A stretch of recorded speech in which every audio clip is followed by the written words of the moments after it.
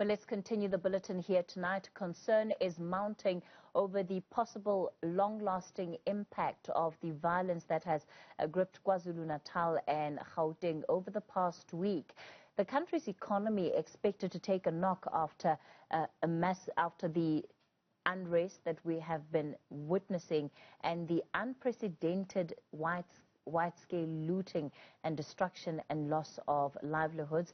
The South African Human Rights Commission is calling for political parties to urge their members and supporters to cease the violence. We're joined by the Commission Chairperson, Advocate Bongani Majola. Advocate Majola, good evening to you and thank you for your time tonight. Firstly, just reflections from the South African Human Rights Commission in terms of this past week and where you think some of the weaknesses may have been that created the situation that we have been faced with. Thank you very much, Kathy, for the opportunity to reflect with you. First of all, I'd like just on behalf of the Commission to express sincere condolences to those whose relatives have lost their lives in all this. We believe that there has been a big violation of human rights, including the right to life, the right to property, and so on. We are an institution that supports human rights, and we therefore support the right to protest, but in terms of the Constitution, unarmed and peacefully.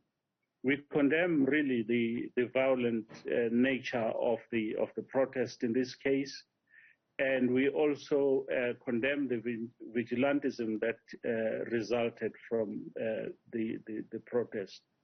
We don't believe that the right to property means or trumps the right to life, that people should be killed over property. But we also, looking back, we think that government could have done better in this case. We are worried that they misread the situation. The lead up to this situation has played out for a long time. In Gandla, people saying that they will die if the former President Zuma is being arrested and so on. Those were signs that said to the government that they need to actually pay closer attention to this. They didn't. The second thing that we're concerned about is that even the looting of businesses is not a new thing. Quite frequently, the businesses of non-nationals get looted, and nobody really bats an eye about that. And the trucks that are driven by non-nationals have been torched and looted and so on. So a culture has been slowly developing of disrespect for law and actually confusing people about the fact that every right has got a responsibility. That has been compounded, of course, by the fact that over the many years of our democracy, the government has an obligation to fulfill rights, including socio-economic rights, and this has not happened or has not happened sufficiently. And so people are hungry. People are hungry, and this hunger has actually made them very vulnerable to being misled into looting, into doing wrong things. And so we feel that perhaps the government should learn from this and do much better. We ourselves have had a long day meeting today to try and see what should we learn and what can we do going forward. There has to be accountability, in particular for the places where the people of this country have been let down. As the Human Rights Commission, how do you intend on holding the parties, whether it's government and others, that you may identify as not having lived up to the moment? How do you plan on holding them accountable? Well, with regard to the government, we'll do what we've always been doing.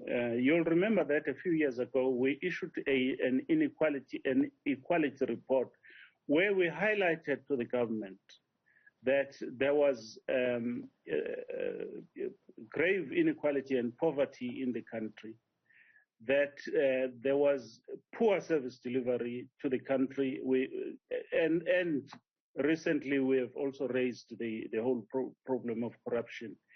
Ours is to monitor what government is doing, and report on that.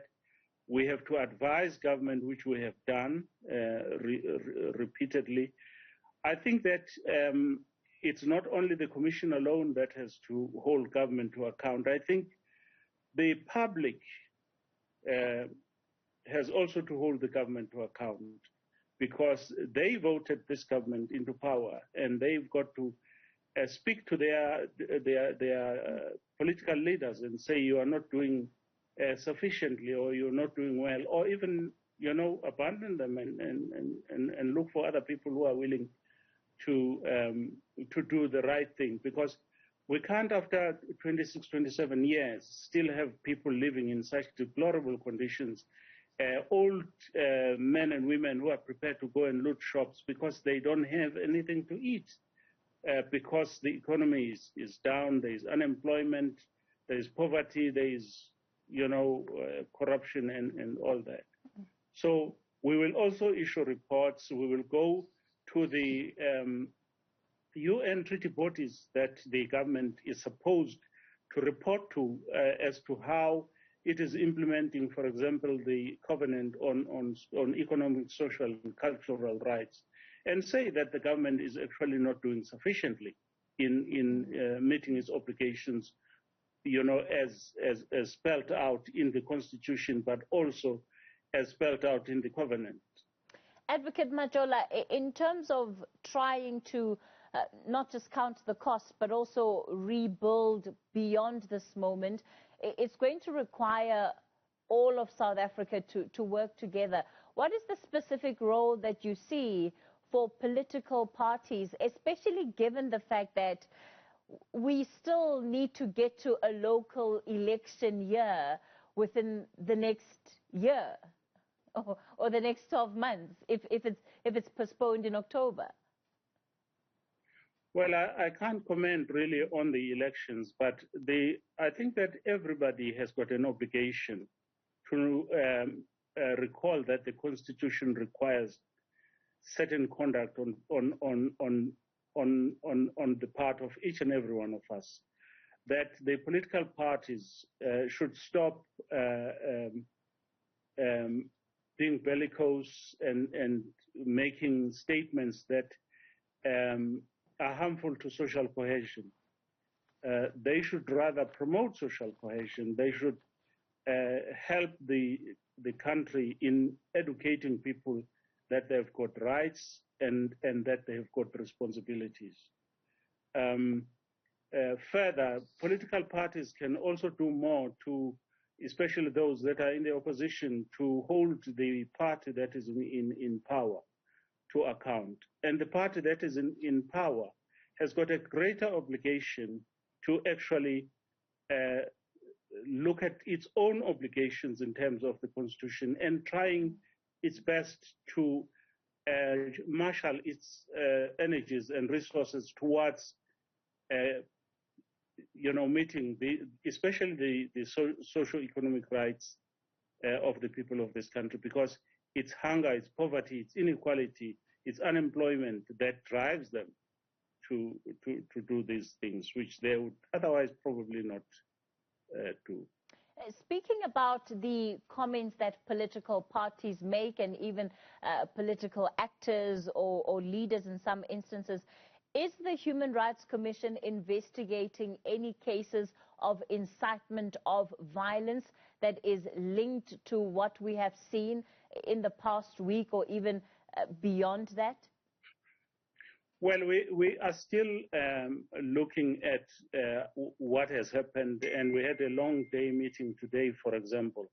I must say that, on the other hand, political parties that I spoke with for most of the week have been extremely cooperative, and they understand the gravity of the situation and the need to bring calm, the need to do the right thing.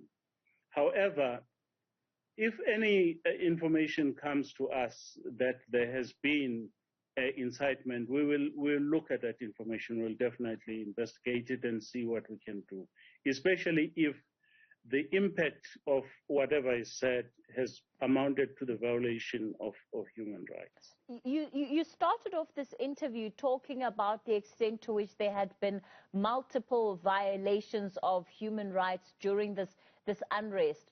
Is there anything further that the Human Rights Commission is going to be investigating? So beyond just calling and reflecting on this moment, perhaps just give us a bit of insight into that. Well, the Human Rights Commission does investigations, but that's not all that it does. You see, the concerns that we are having are that there will be consequences that threaten rights, and so we would like, as a priority, to try and deal with those consequences. For example, there will be food shortages, and so we've got to try and assist to see how the limited available food gets distributed so that nobody is left behind and nobody dies of hunger. There is a problem, there will be a problem with access to health, to medicines and all that. So we need to also do something to engage with government, engage with civil society and other stakeholders with a view to seeing how we can help communities have access to that. We also recall that it is now at the height of COVID-19, so there will be issues with regard to access to medication. And so we will focus on that. Investigations take a long time, and we will do them, but I think of priorities to make sure that we play a role in trying to help people with the immediate needs that we think are going to be surfacing, if not already surfacing.